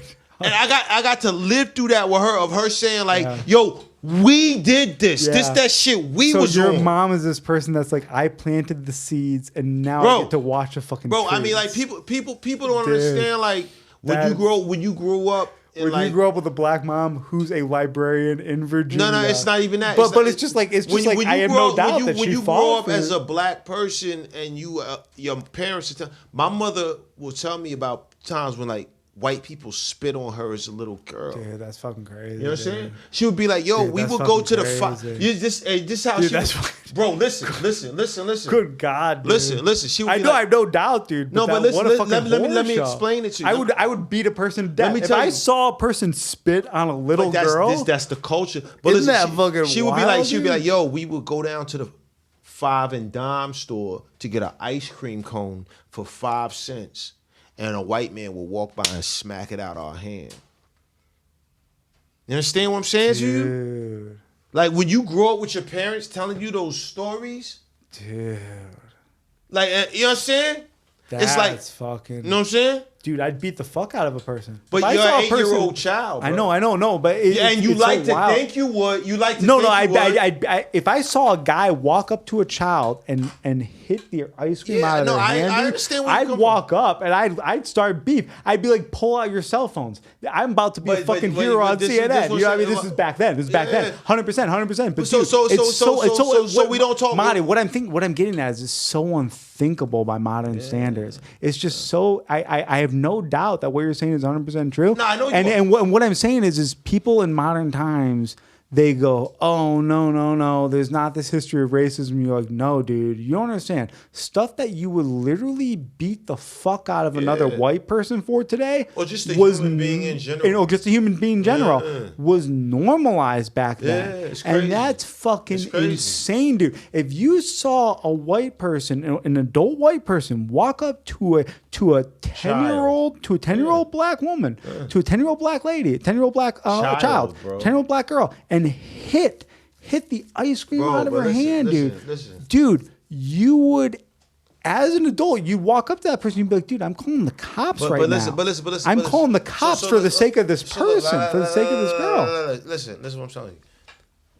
We don't gotta go into graphic detail. But what I'm saying is like that's the reality. So watching that summer with her on television, where that shit is on the Today Show, and they're tearing down statues. Yeah, and all that shit, dude. It's like fucking like we were heard, man. We were finally heard. So and I think that like that's people real. need to constantly have a reminder of that summer. They do, dude. Like we need to celebrate that shit every summer, bro. Yeah. You know You're right about that, actually. Dude. Bro, like we saw statues pulled down, family. Marty, why couldn't we do that? We could. The 2020 remembrance. We could. The We 2020 could. remembrance. And I think I was at a block party. And call it something like the Black Lives Matter remembrance. The Black Lives Matter remembrance. I mean, and the reason that's not even that bad, dude. There's all this stigma around that whole Black Lives Matter idea. Phraseology. But whatever, man. Let's move past that. That summer was that summer, man, and that summer was the Black Lives Matter summer. I mean, I don't want to talk about branding it. Yeah. But if I was to brand it, I would brand it the same way they branded the summer of Woodstock, like the Summer Revolution, bro. Yeah. Something the like summer that. revolution. It's just another summer revolution, bro. Yeah. Because catchphrases die. You know what I'm saying? But it's like it was just another summer where the youth culture raised up and was like, nah. You know what I'm saying? It was crazy. Dude. It was the civil rights movement, bro. It was. This shit was insane. Like the whole planet. I've never seen anything like it, man. This shit was I've never insane. been a part of anything that cool in my entire life. I've never been a part of anything. Something so revolutionary. Bro, but listen. So revolutionary. I've never been a part of anything that cool. Like, if you didn't go to work when that shit was going, your boss didn't say shit. Yeah, right? Yeah. 100, dude. You know what I'm saying? Yeah. It was just like, yo, man. Everybody was like, yo. Down. Yeah. The game, it was a timeout. It was a timeout. I'm fucking out. It was a timeout. It was insane. And you know what's weird man? And but hold on. It's weird. Bookmark that. It's weird, but the reason I'm bringing it up is because I think we're allowing ourselves to get normalized back into the pre-society too much. Like, remember there was a moment where everybody was baking bread. Yeah. And everybody was like saying, I'm going to do this. Yeah, 100. Now this everybody had that dreams. Yeah, and now everybody's going back to their to the Petco. To the Petco. Yeah, to the Petco shit. No. We need to really, bro, it was a moment where shit was off the hook. Yeah. 100. Dude. Like your job was like, yo, just please have this finished by Friday.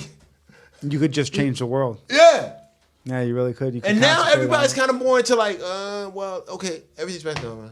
That's over. Yeah. No, that shit is amazing, bro. That shit could be reality if we wanted to. Everybody was baking bread.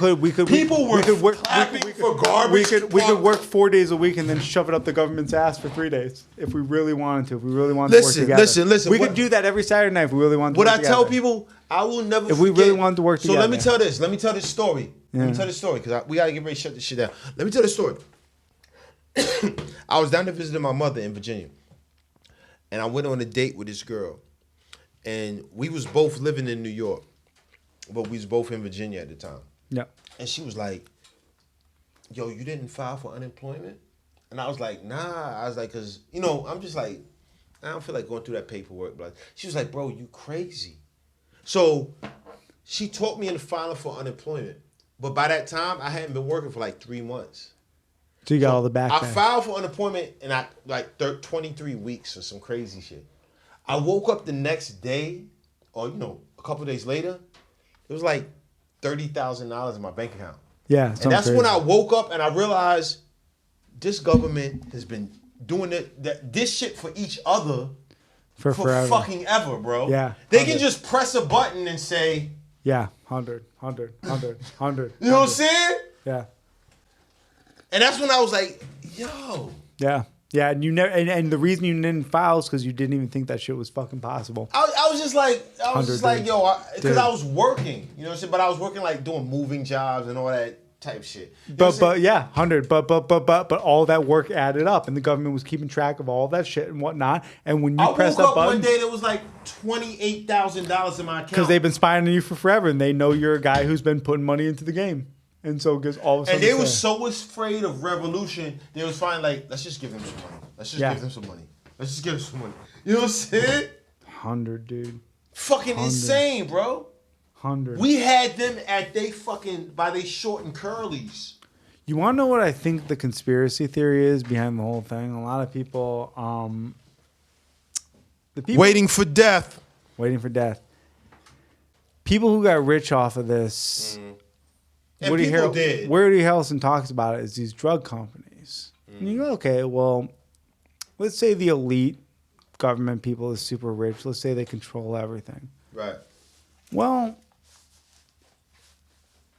a lot of times the rich do shit, and I'll give you an example.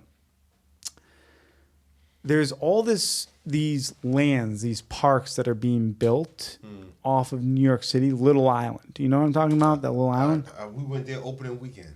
Do you want to know why that shit's being made? Why is that? Super rich people like Elon Musk and stuff, they want to make their own island in the middle of the ocean. They don't know how. And they don't want to spend their own money doing the research. So they spend government money doing the research. They pay lobbyists to go into the government and pitch an idea to use your tax money to spend on the idea to do research and development towards an idea. Waiting for death. So it's all research and development towards an idea, right? You're Elon Musk and you're like, man, I got all my money tied up in Tesla and all this other shit. I can't research this, so I'm going to pay a lobbyist to go into a government and get government money freed up Makes sense. to make this thing. And then I'll take that technology, because it's free now, and I'll do something with it down the road now. And the whole thing is I want to make an island in the middle of the ocean. Like that. So now here's the thing is you go, well, okay, the pharmaceutical companies get rich off of this, off of the pandemic, COVID. And you go, okay, well, why would the super rich want that? Why would the super rich want that? Well, imagine you want a drug that can make you live forever, and you need a company to have the money to be able to do that, and you don't want to spend your own money. You just need a company to have shit tons of money. Because any drug company, what's their end goal? Keep people alive for forever. And so if you're a super rich person, you go, hey man, if I can pull the strings, if I'm the Illuminati, and I'm close to technology being where it can be, where people can live for 200, 300 years, kick the football. You just got to kick the football, right? That's all you got to do in order to stay alive for forever. You just got to keep on kicking the football. That's the name of the game, is staying alive for forever. Keep on kicking the football. Down the road. Keep on kicking the can down the road of death. So how do you do that? Well, you fund pharmaceutical companies. Well, if you're Bill Gates, you go, okay, I'd like to fund pharmaceutical companies, but I don't want to go bankrupt. I don't want to spend my own money. I'd rather spend your money. Well, if we create a scheme, if all of us elites work together and create a scheme, we can spend the people's money to create immortality. And we're helping them. Why are we helping them? Because everyone's going to benefit, but us first. So you tell yourself that story. If I was a billionaire, I might tell myself that story, right? Everyone wants immortality, right? Hey, yo, man. Think about it. Everyone wants immortality, right? You thinking on a much deeper level than I tend to think. Everyone wants immortality, right? And so if I mean, was worth billions, I could probably justify anything towards listen, immortality. Listen. Because that's what everyone wants. Okay, so let me answer the question you asked. I don't think everybody wants immortality, bro. Like, I think if you want it, you can think that everyone does. Do you get what I'm saying? I mean, yeah. It's like, you think that what's good for you is good. What's good for the goose is good for the gander. That's what you think. Same thing. That's the idea. I just think some shit like that is far fetched, man. You know what I'm saying? Like I you know what I'm saying? I know where you're coming from, but like, what I'm saying is when you, I can't even contemplate shit like that. Well, what it is the reason it's not far fetched is everything is based on lobbyists. It's based on marketing. You just kind of fund the lobbyists. And if you've been doing that for forever, it's just kind of a machine that runs itself. You just put the new request on the machine. So you think there's an actual... So what I mean is, if you're all the elites and you own all these foundations that have all these lobbyists, and you have have these meetings with each other. I'm not even talking about Illuminati type shit. I'm just talking about rich people hanging out with rich people. Right, So that's you're a what I'm rich saying. person, somebody else is a rich person. I own the Bill Gates Foundation. What do Right. you own? The Peter Thiel Foundation. But you What think do own? everybody trying to Elon work Musk towards Foundation. living forever and never dying? Yeah, and so what they do is they go, that's the end goal. It's living forever and never dying. And so the ends justify the means. So if we need to con the world, if we need to release a virus, if we need to do whatever we need to do in order Why to would take people our want to live money, forever though? because you're scared of death.